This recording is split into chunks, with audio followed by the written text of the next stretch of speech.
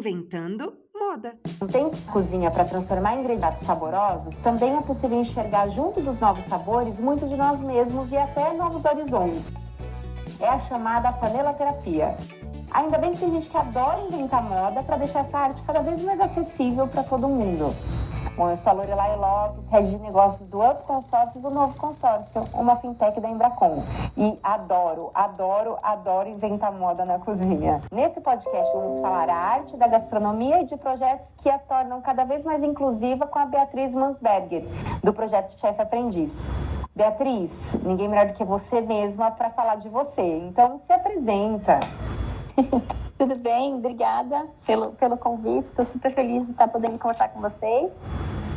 Eu sou a Beatriz Mansberger, a Bia. Sou formada em Gestão de Políticas Públicas, um curso com nome um pouco difícil, mas que basicamente junta aí ciência política, economia, direito e ciências sociais. E aí depois fiz um mestrado em relações internacionais. Quando eu estava na graduação, o bichinho da viagem me picou e aí ganhei uma bolsa, fui estudar fora e depois, enfim, acabei continuando investindo nessa questão de conhecer novos lugares e novas perspectivas. Desde criança participei do movimento escoteiro, fui lobinha, fui pioneira, enfim, fiz todo o processo dentro do movimento escoteiro e o trabalho voluntário sempre esteve muito presente na minha vida.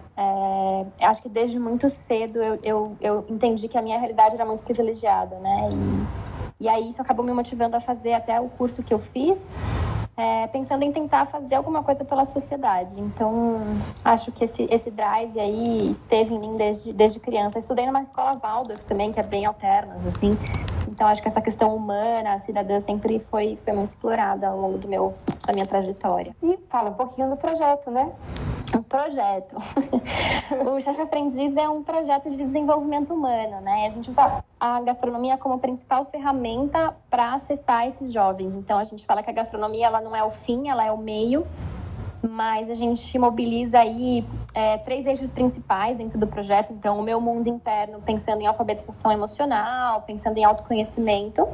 Depois, o mundo do trabalho, com questões mais voltadas para o mercado de trabalho mesmo, objetivamente falando, como é que eu monto um currículo, como é que eu me porto numa entrevista.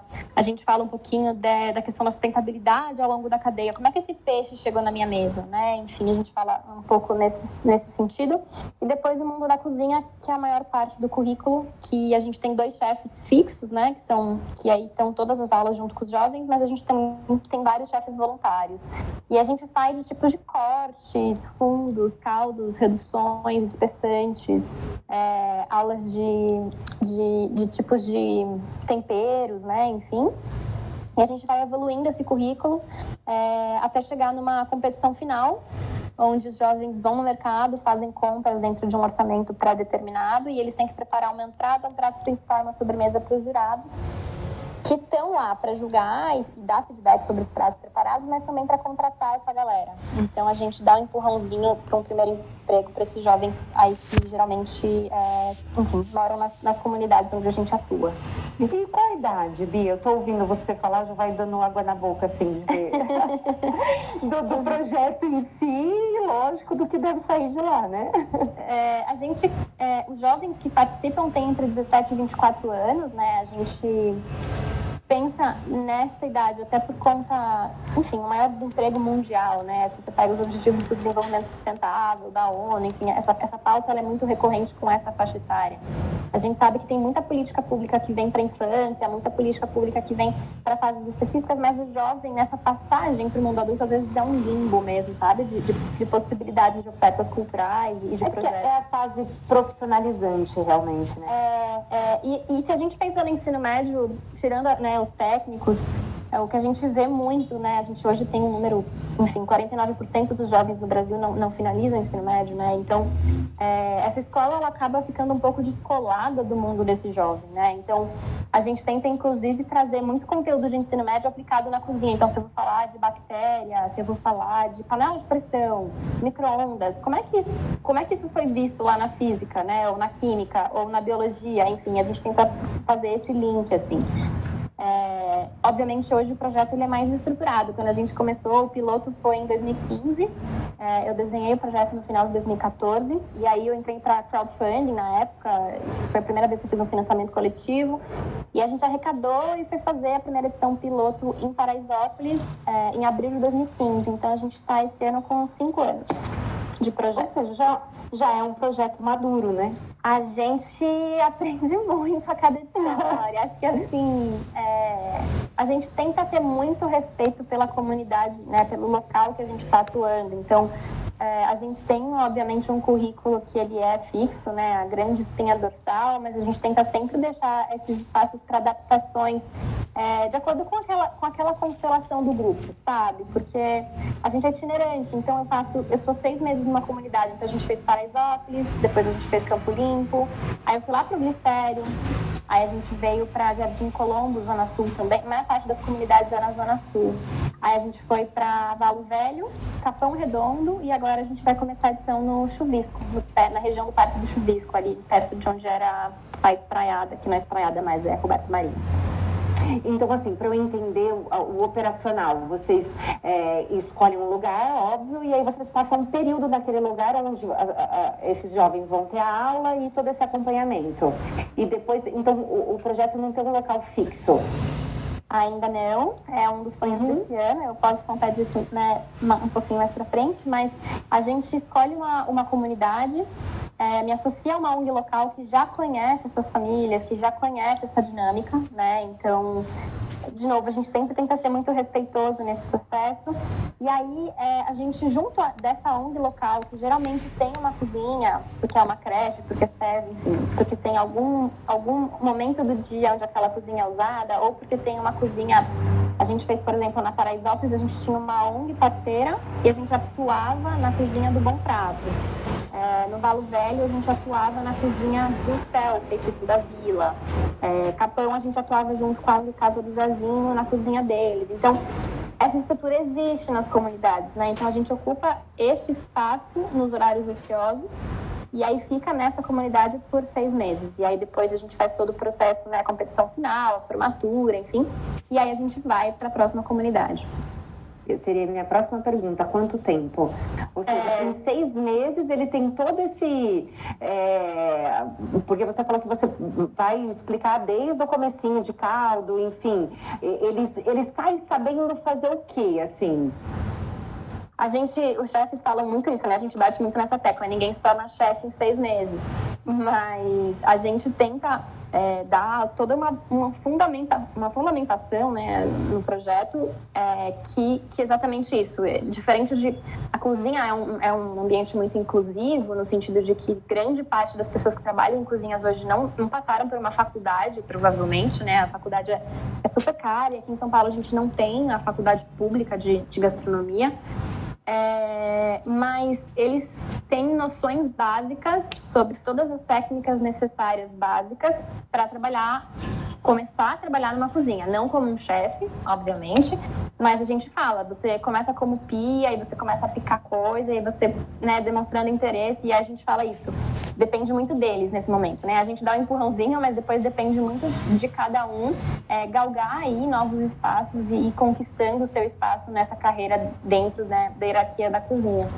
Mas em termos de aulas, é isso, eles têm aula de tipos de corte. Aí depois a gente vai para quais são os molhos, quais são os fundos, quais são os espessantes, como é que eu desosso um frango, como é que eu tempero, enfim, quais tipos de tempero eu posso ter com cada tipo de culinária ou de tema, né, específico que a gente está falando. E aí, mais para frente, eles vão tendo módulos de panificação, de confeitaria, a gente tem culinária francesa, culinária mexicana, e aí a gente tem a parte, por exemplo, de culinária indígena, e a gente fala muito desse lugar de como é que ao longo do processo, né, como é que os índios cozinhavam e como é que essas imigrações foram acontecendo no Brasil e essas misturas todas de temperos, sabores e povos para que seja a miscelânea que tem hoje, né? São Paulo principalmente São Paulo, a gente fala num polo gastronômico, um dos maiores polos gastronômicos do mundo. Você come o que você quiser, a hora que você quiser, né? E de qualquer lugar do mundo, né? Qualquer tipo de cozinha. Quer dizer, hoje eu quero uma tailandesa, Sem dúvida, eu tenho opção para isso. E os aplicativos também, né? Hoje você não precisa nem sair de casa para comer o que você quiser. Então, acho que essa riqueza de São Paulo é muito bacana, né? Pensando no processo do projeto. Assim, eu sempre falei, o projeto ele é replicável em outros lugares, mas sempre quando a gente pensa em capitais ou lugares que têm essa possibilidade da inserção, não adianta eu formar uma pessoa, né, uma turma de 20 jovens no interior onde eu não tenho como colocar no mercado de trabalho. Eu vou frustrar eles nesse processo, né? Então, a ideia é que a gente tenha esse processo começo, meio e fim, sabe? De poder ajudar ele no depois também, né? Como a gente não é um projeto gigante, né? A gente tem no máximo aí uma turma de 20 jovens. A gente tem uma planilha onde a gente consegue acompanhar todo mundo, quem tá onde, quem saiu, quem tá na cozinha, quem não tá. Então agora com história de Covid, a gente fez uma campanha de cesta básica, a gente apoiou famílias que precisavam, né? Dentro, primeiramente, nossos jovens, mas dentro das comunidades onde eles moram, que a gente já tinha esses relacionamentos. Então, a gente acaba conseguindo apoiar no pós, né? Então, isso ainda é possível com o nosso tamanho hoje. Agora, voltando na Bia, você tem um mega currículo, certo? Falando da paixão da cozinha, porque o seu currículo já explica a paixão por ajudar, né? O seu currículo fala muito sobre isso. Mas da cozinha, interpretação minha, tá? Você me disse se tá certo ou errado.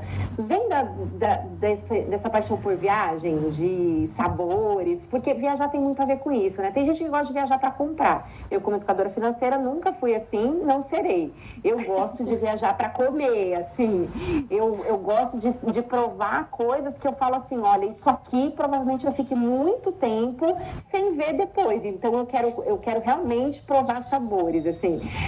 A sua paixão pela cozinha vem daí? Ou já sei lá, vem com a minha avó? Exato, veio com a minha avó era cozinheira. A minha avó é mãe de 7 filhos. Dei um chute bom, então, né?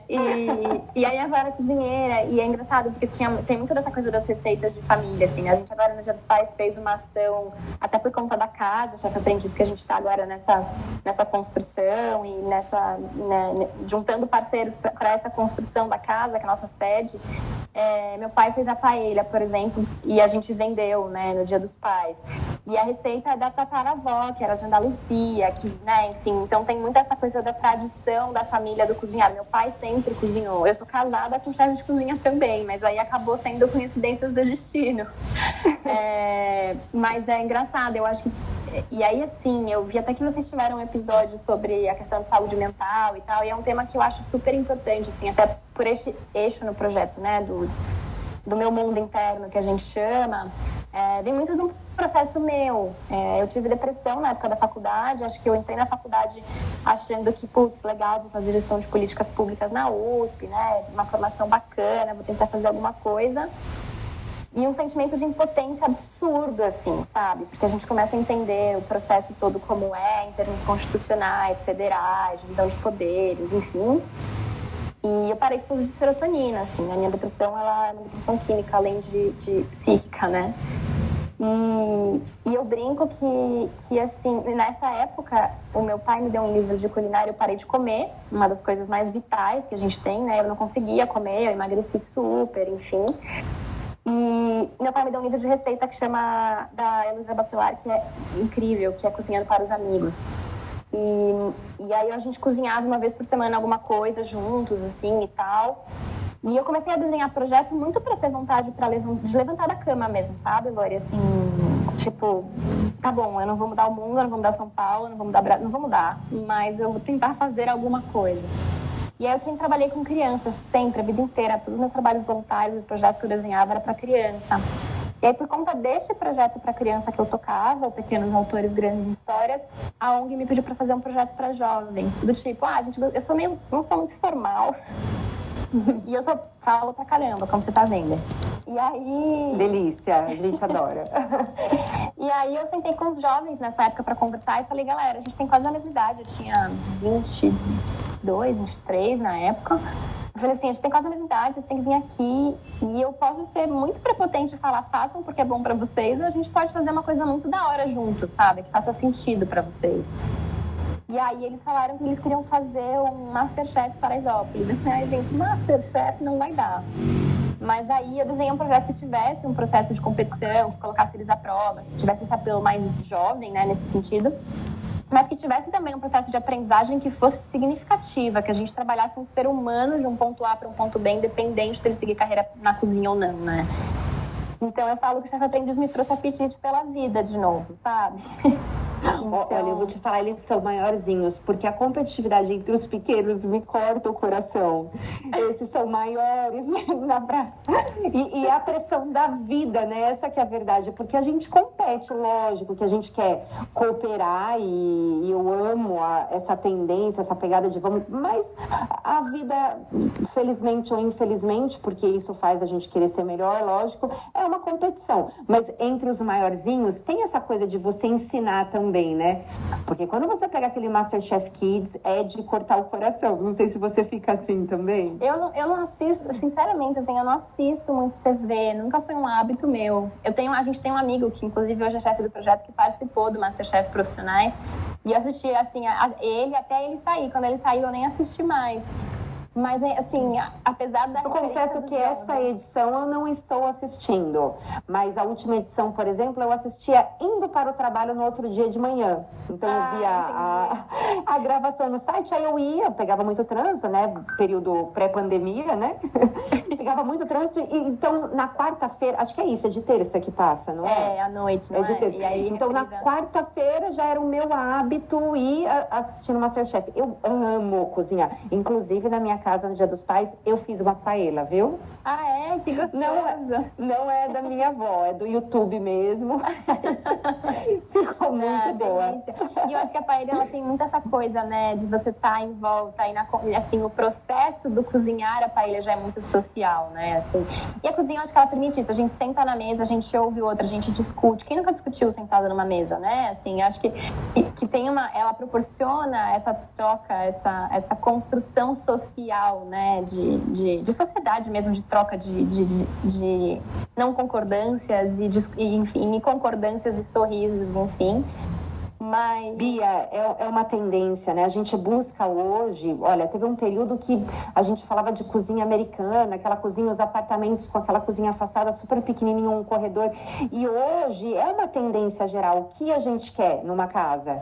Quartos pequenos, uma cozinha integrada com a sala, uma área gourmet. A gente quer cozinha. Hoje a gente pede por cozinha, porque sem dúvida é onde tudo acontece. É quando você recebe gente em casa e a gente não tem mais, não existe mais convidar alguém para o almoço e você vai chegar na minha casa e eu vou estar com uma mesa posta te aguardando. Não, o convidar para o almoço é você chegar na minha casa ao meio-dia, mas a gente começar a preparar esse almoço, curtindo, conversando, tomando alguma coisa e almoçar às 3 da tarde. Né? Mas o ambiente é a cozinha. Eu acho muito legal essa busca do jovem. Eu vou te contar uma coisa, eu falo que eu Todo Inventando Moda acaba virando um reality show da minha vida, que eu sempre coloco alguma coisa aqui, mas eu tenho uma filha de 10 anos que cozinha muito, e eu sou uma pessoa, eu sou do salgado, dos pratos, eu não sou do doce, e ela é do doce. Inclusive, nós estamos fazendo um curso online juntas, né, de culinária, e com todas essas técnicas que eu nunca aprendi, e como é importante, né? Você estava falando das técnicas. Que legal. Eu sou uma cozinheira, é realmente algo que eu, em modéstia à parte, faço muito bem, ok? Mas eu nunca tive assim, essa busca da técnica. Eu nunca tive essa busca da técnica. E de repente você aprender que um omelete não era do jeito que eu fazia. Poxa, mas é só um omelete. Mas não era do jeito que eu fazia, não era o omelete de verdade aquele. É muito gostoso e eu tô descobrindo isso agora. É muito legal. E eu acho que é gostoso isso também, né? Quando a gente já sabe por instinto, né? Acho que tem alguns livros, o Sapiens é um que fala disso, né? Que o que difere o ser humano do resto do mundo animal, no sentido dessa questão do alimentar-se, é que a gente põe no fogo, né? A gente cozinha, a gente transforma. E a partir daí, dessa transformação, enfim, histórica, né, ao longo do nosso processo de desenvolvimento, a gente consegue absorver outros tipos de nutrientes, outras formas de absorção de nutrientes e faz com que a gente evolua como espécie, né? Então, eu acho que, de verdade, essa coisa do cozinhar é uma característica muito humana, e muito primordial, né, Lori? Assim, acho que é muito afetivo, né? Muito amor, né? Muito amor. Todo mundo lembra de um prato que gostou, de um dia que foi num lugar gostoso e comeu alguma coisa, assim, marca muito a gente, né? Assim, a gente faz parte do projeto, os jovens vão, antes de pandemia, tá? A gente ia em asilo e fazia um processo de resgate de memórias afetivas com os idosos. Então, eles traziam e contavam as histórias de que lembravam, não lembravam, de receitas. E a gente, num segundo momento, voltava lá com essas receitas preparadas e aí fazia um lanche comunitário com todo mundo e tal. E a última vez, um dos jovens levou o avô para tocar violão e eles dançaram. E, assim, é isso, sabe? Essa troca, esse contato, esse olho no olho é muito gostoso. Eu acho que a cozinha, né, que a culinária permite que a gente troque, né, assim, como pessoas. E é muito gostoso ouvir a sua voz, viu, Bia? Porque quando a gente ouve gente que fala do que faz, com esse carinho, com essa vontade de falar, você fala, eu falo muito. Não é questão de falar muito, não. A gente fala daquilo que a gente gosta. Aí, lógico que a gente se empolga. Mas dá pra ouvir um carinho muito legal, assim, muito gostoso de ouvir na sua voz. Que Bia, bom. você tocou no assunto de esse antes de pandemia, agora, em 2020, né? Porque a gente já fala, né, não é nem mais... Quando a gente fala de 2020, a gente já fala de tempo de... Como os projetos têm se estruturado, né? Isso. Ai, meu Deus, os meses vão passando e a coisa vai piorando. Essas que a gente estava falando aí de comer, né? Falando de sair eu não lembro, em algum momento da nossa conversa, eu já ia falar assim, mas não é para ir agora, tá bom, pro restaurante. Mas também tem que ter uma responsabilidade, porque os restaurantes também precisam sobreviver. Aí a gente fica assim, não vá agora, tá bom? Mas, enfim, né? Eles também precisam de gente lá se alimentando e pagando as contas. Mas, enfim, esse 2020 conturbado, para vocês, como é que vocês se estruturaram? A gente vinha numa toada de planejamento, porque assim, né, a Chefe Aprendiz também, todo mundo trabalhava em outras coisas, todo mundo foi voluntário por muito tempo, e a primeira vez que a gente teve um patrocinador foi no ano passado. Até então, eu tinha um time que trabalhava em outras coisas, eu também trabalhava em outras coisas, e a gente fazia isso por paixão mesmo, né? Só que aí, assim, começou a tomar uma dimensão e é isso, eu gosto tanto de fazer isso. E eu tinha até hoje, assim, eu brinco que pra mim é muito importante a gente conseguir quebrar essa dicotomia, ou você faz o que você gosta ou você ganha dinheiro, sabe? Eu acho tão cruel essa fala, né? Esse lugar, assim, que a gente às vezes coloca em termos de trabalho. E aí a gente conseguiu, enfim, eu saí da empresa que eu estava trabalhando, era uma startup, trabalhava com educação pública, e aí eu me foquei 100% no Chefe Aprendiz. E aí a gente começou a conseguir cavar alguns patrocínios via lei de incentivo. E aí a gente fez a primeira edição com a Comgás, que entrou como patrocinadora, via PROAC, ICMS, que é o que a gente usa hoje como meio de financiamento, né, do projeto. E aí a gente se programou para 3 edições esse ano e vamos embora. E mais gente pediu demissão, vamos montar um time fixo. E aí entrou pandemia, kkk, né, assim, tipo...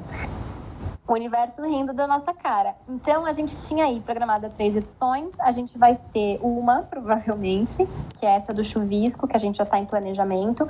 Mas todas as verbas do PROAC, né, que é um programa de incentivo à cultura estadual, ficaram congeladas. E aí foram liberadas, tipo, mês passado. Então, todo mundo nessa geladeira, né, desde março, enfim. Era pra gente ter começado em abril a edição.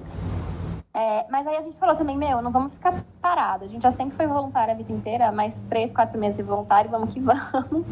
Eu tenho um time muito, muito legal nesse sentido, assim, muito comprado com a ideia, sabe? E aí a gente foi fazer essas ações de cesta básica. Então a gente fez uma arrecadação de cesta básica, leite e fralda para as comunidades, e a gente se mobilizou com algumas doações de algumas empresas diferentes para fazer marmita. Então a gente mobilizou mais de 2 toneladas de comida assim, nas comunidades, entregando marmitas. E aí tem muito disso. A gente tem um restaurante super parceiro que ajudou a gente na produção das marmitas, em parte delas, que é a Casa Santo Antônio. E a gente falava, eu era cliente lá antes deles virarem parceiros e tal. E dá essa dor no coração, assim, né? Porque ao mesmo tempo que a gente sabe que, enfim, não é o momento de sair, a gente vê os restaurantes passando por processos super complicados, vários restaurantes fechando as portas, né? E, enfim. Mas eu acho que o delivery ajudou muito nesse sentido, né? Meu marido também, ele toca uma confeitaria no Campo Belo e eles nem tinham delivery. É uma confeitaria, tipo, austríaca, então é um público super antigo do bairro e é justamente o grupo de risco, sabe? Então a gente fala assim, cara, é se reinventar mesmo, e no nosso caso, no projeto, a gente foi tocando o que a gente podia, né, em termos de ações para a sociedade. E a gente tinha a previsão de ter a inauguração da casa. Eu ia assinar o contrato em pandemia. Aí eu falei, não vou assinar contrato nenhum.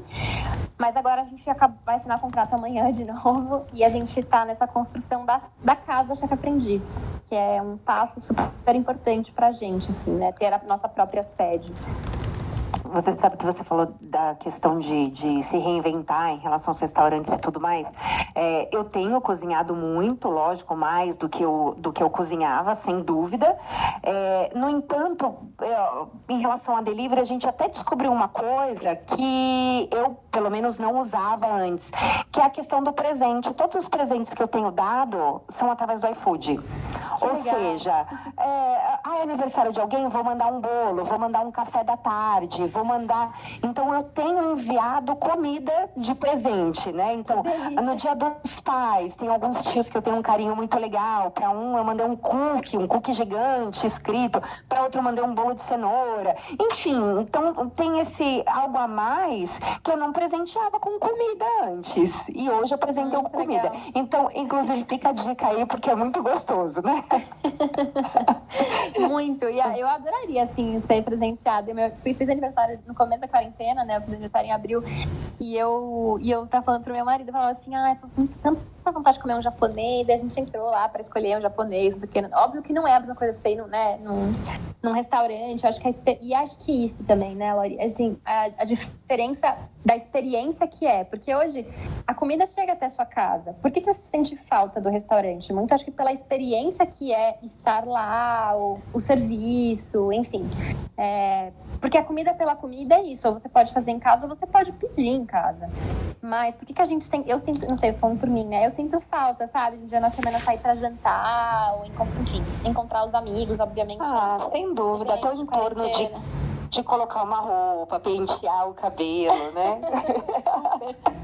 Super. Pegar uma bolsa. Eu falei, faz tanto tempo que eu não seguro uma bolsa na mão. Se eu saio para fazer alguma coisa, eu só saio com o cartão, né? Vou no mercado. Eu nunca mais segurei uma bolsa. Então, sem dúvida, é a experiência, é o entorno, é tudo aquilo que vem de valor agregado, né? Quando você vai, lógico que eu posso fazer vou dar um exemplo bem simples aqui, mas eu posso fazer uma banana flambada em casa. Só que quando eu tô no restaurante, tem aquele carrinho que chega perto, tem aquele cheiro que sobe, né, no ambiente, enfim. Tem uma atmosfera que é diferente de pegar a minha frigideira em casa e fazer uma banana flambada. Que eu tô numa supervalorização aqui dos meus dotes culinários e eu vou falar que é deliciosa, mas eu prefiro a do restaurante. A gente vai colocar a mão da Lori de banana flambada. Eu tô numa supervalorização aqui hoje, mas... super importante, né? Reconhecer que você faz bem. Que bom, vocês gostam. Que ótimo. A gente tem um mote no projeto que é a frase do Mia Couto, né? De que cozinhar não é apenas um serviço, é uma forma de amar os outros. E eu acho que é isso. Não é só sobre o serviço do restaurante, né? Mas sobre todo esse processo que envolve. A gente fala muito com os meninos isso. A gente fala, não adianta nada você ir num restaurante que a comida é incrível se o salão não funciona, ou se você foi maltratado, ou se, enfim, a experiência é uma experiência completa, né? Não adianta nada o salão ser super legal, se sentir super acolhido e a comida vir horrível, né? Então, essa engrenagem toda da hospitalidade do restaurante é super importante, né? Sim, e falar que cozinhar é amor e tudo mais, quando você passa 3 horas ali pros amigos ou pras pessoas que você ama e você fica 3 horas na cozinha com facilidade, inclusive, para que todo mundo devore ali de repente em 15 minutos. Eu acredito que não existe prova de amor maior, não existe presente que compense esse tempo dedicado em algo que vai ser devorado em 15 minutos. Então, sem dúvida, a cozinha ou cozinhar, ele é inexplicável, assim, né? Que gostoso, é isso mesmo. Agora, Bia, como você acredita que a gastronomia ela tem esse poder de mudar a comunidade? Eu tenho certeza que tem esse poder, mas como você enxerga isso? É engraçado você me fazer essa pergunta, né? Eu sou super, assim, gosto muito de estudar, sempre gostei. E no meu mestrado, eu tentei fazer a minha dissertação neste lugar dos programas de gastronomia que estão surgindo ao redor do mundo inteiro. Se você olha nas grandes capitais, Londres, África do Sul, enfim, tem diversas cidades que eu lembro, não vou te falar agora, assim, eu não vou lembrar cidades e países que tem, mas tem muito projeto social com o tema gastronomia ao redor do mundo. E eu queria fazer a minha dissertação nesse sentido, dizendo sobre essa transformação. Não existe literatura suficiente para comprovar nada, então eu não pude fazer nesse tema. Mas, assim, porque é uma coisa muito recente a gente estruturar mentalmente o porquê este impacto acontece, né? Eu posso falar por mim, enfim, até pelo meu processo, né? Acho que com a questão da comida eu comentei brevemente, mas eu acho que é muito mais esse lugar intuitivo do que de verdade hoje racionalmente dizendo, por A mais B a gente acaba fazendo isso acontecer. O que a gente percebe é assim, os jovens geralmente, né, que vêm da comunidade, enfim, a gente tem uma série de estigmas, né? Uma série de estigmas que já acontecem. A questão do analfabetismo funcional é super crítica hoje no Brasil, se a gente pensa em termos de escola pública também, enfim, tem uma série de dados estatísticos que poderiam compor uma realidade de comunidade e inclusão no mercado de trabalho. E eu acho que a gastronomia, ela... Primeiro, que independente de eu seguir a carreira na cozinha ou não, é um curso que eu posso fazer porque eu quero cozinhar para minha família, né? Para os meus pais. Ou eu pego meu irmão na creche e eu faço almoço para ele. Enfim, acho que tem todo um processo de sobrevivência, né? Que todo mundo come todo dia. Principalmente porque você tem essa abordagem sustentável, né? De ter um orçamento limitado. Então, soma-se a tudo isso, sem dúvida, agrega ainda mais no relacionamento cozinhar para a família, né? Super. E a gente acredita muito nisso. Toda aula a gente cozinha e a gente come junto. A gente senta na mesa e come junto. Obviamente, agora, em tempos de pandemia, a gente tem 1001 protocolos, né? Que vão acontecer. Mas... e pra gente vai ser um super desafio, né? Não perder a afetividade, não perder olho no olho, não perder a proximidade, apesar de não poder estar próximo fisicamente. Mas eu vejo essa questão da inclusão, porque o mercado é muito inclusivo nesse sentido, não é um mercado que te exige uma formação para você poder entrar. Enfim, aí a gente pode entrar numa outra discussão, né, sobre essa questão da formação, se ela deveria ou não ser o entrave. Mas, para além disso, eu comentei, acho que é uma questão muito hierárquica, né? A cozinha exige disciplina, tem aí o lado mais rígido, digamos assim, mas que também ajuda a gente a estruturar plano para a vida, de maneira geral, né? Eu tô começando aqui, eu preciso desses ingredientes para conseguir misturar dessa forma e chegar ali e ter um resultado final, né? O meu bolo assado. Então, assim, acho que estruturalmente falando, em termos de raciocínio mesmo, é algo que me ajuda a planejar mais no longo prazo, né? Em termos de construção, digamos assim. E aí é isso. A gente tem jovens incríveis, assim, né? Que, na verdade, quando a gente ouve, às vezes, na competição final, nossa, eu nunca achei que eu ia conseguir fazer uma coisa tão bonita. Ao mesmo tempo que me enche de alegria, me parte o coração, porque eu sempre falo isso, porque para mim é muito importante. A gente nunca vai ser apelativo na comunicação do projeto. A gente não tá falando de pobreza, a gente tá falando de potencial humano, sabe? Então, ouvir um jovem dizer que ele nunca achou que ele ia fazer algo tão valioso, tão bonito, é muito gostoso. A gente vê claramente o empoderamento, mas a gente vê também essa falta de autoestima e esses todos os outros estigmas, né, que esse jovem carrega por vir de onde vem, né? Então, enfim, não sei se eu respondi muito sua pergunta, mas eu não sei se eu tenho algo objetivo para te dizer, é por A mais B que isso acontece, sabe? Respondeu perfeitamente. Eu acho que é tanta coisa, né? A cozinha, ela ensina desde como você otimizar o seu tempo. Quer dizer, você está cozinhando aqui, você já está limpando ali. Então, são coisas simples. Eu estou trazendo algo muito simples, mas que faz diferença. Faz diferença num outro cargo que você vai ocupar. Talvez nem todo mundo, lógico, vá levar como profissão adiante, né? O que você disse, mas vai, sem dúvida, agregar no jeito que ele compartilha o tempo dele com as pessoas. Quer dizer, de repente esse jovem ele pode estar, enfim, não para ele diversão pode ser só passar a madrugada, enfim, drogas, rock and roll, não rock and roll, né, no caso, mas ele descobre outras coisas, né? Ele descobre outras coisas que também é legal fazer com a galera, é legal fazer com os amigos, é legal conviver em família, né? Muitos jovens, eles não têm essa noção de que conviver em família é bom e que pode trazer momentos de prazer. E se não for a família, que sejam pessoas que você tem por perto, que você considera, né, importantes. Enfim, a gente tem essa questão, muitas vezes, das famílias não serem tão estruturadas, ou, infelizmente, né, eu falo, a gente vê muitas questões, né, de mulheres que trazem relatos de abuso ou de violência doméstica, ou, enfim, jovens homossexuais que têm todo um processo difícil de se assumir dentro, né, enfim, às vezes de uma família mais religiosa. A gente tem hoje debates muito atuais, inclusive, que, né, são de embrulhar o estômago, assim, em relação à questão de religião e inclusão e pertencimento, enfim, acho que, né, a sociedade ela é muito complexa nesse sentido. Mas o que a gente tenta fazer ali é, de verdade, ser essa escuta, sabe? Ser esse momento de carinho, ser esse lugar seguro para que a gente possa trabalhar questões, né? E a Casa Chefe Aprendiz, ela vem muito pensando neste processo do pós, da gente ter uma sala de terapia para atendimento, da gente ter ali um lugar para que o jovem possa voltar e encontrar gente, refazer um currículo, fazer uma reciclagem, se precisar, né, dentro do processo. Receber parceiros também para a gente fazer evento, para que seja esse catering social, ao invés de você contratar uma empresa X para fazer o seu aniversário, o seu casamento, ou o seu coffee break na empresa, você tem chefe aprendiz podendo te prestar esse serviço e reinvestindo, né, nesse sistema de negócio social no próprio projeto, enfim.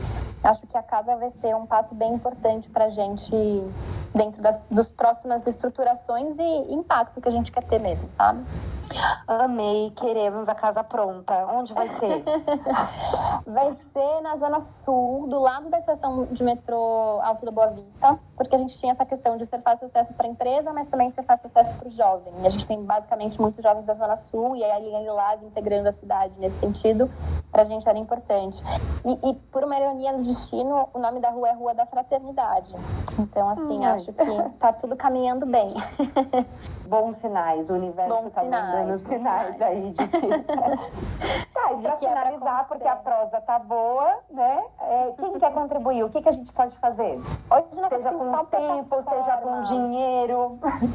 Olha, parceiros para casa, a gente está agora em captação, né? A gente falou, material de construção, itens de cozinha, enfim, a gente está literalmente amanhã eu assino o contrato da casa. Então, a gente vai começar agora o processo de reforma para a construção da cozinha. Mas hoje nosso principal canal de comunicação é o Instagram. É o que a gente mantém mais atualizado. Embora tenha página no Facebook, tenha site, hoje o canal mais próximo nosso é o próprio Instagram, que é o @chefaprendiz, né? Chefe sem E no final, Chef Aprendiz, tudo junto. E tem nossos e-mails também, tem o contato @chefaprendiz.com.br, e a gente super pode conversar, assim, quero ser voluntário, eu quero dar uma aula, eu quero contribuir com dinheiro, eu quero, enfim. A gente tem nossos jantares beneficentes que a gente faz, então agora o último foi delivery, né? Mas sempre são formas que a gente encontra para captação, para manter a ONG funcionando. Vamos assim, fazer um open house aí. Porque dá pra fazer, você falou isso. Vamos rolar um open house. Acho ótima ideia. Bia, obrigada. Delícia a prosa com você, viu? Eu adorei também. Obrigada mesmo. Assim, ouvir, né, os outros podcasts de vocês, acho que são sempre conteúdos muito, muito legais, assim, e temas super importantes de serem discutidos na atualidade. A gente gosta de um bom papo e de trazer um quentinho no coração das pessoas, né? De ouvir coisa boa que tá acontecendo, não é? Boa. Acho que ultimamente todo mundo tem precisado, né? Sem dúvida. Obrigada, viu, Bia? Obrigada a vocês. Um beijo. E vai lá eu já entrei aqui no Instagram de vocês. Então, Chefe Aprendiz com F mudo, certo? Isso, Chefe Aprendiz. Fica certo, obrigada. Né? Chefe Aprendiz. Chefe Aprendiz, é isso mesmo. Então tá. Um beijo, obrigada.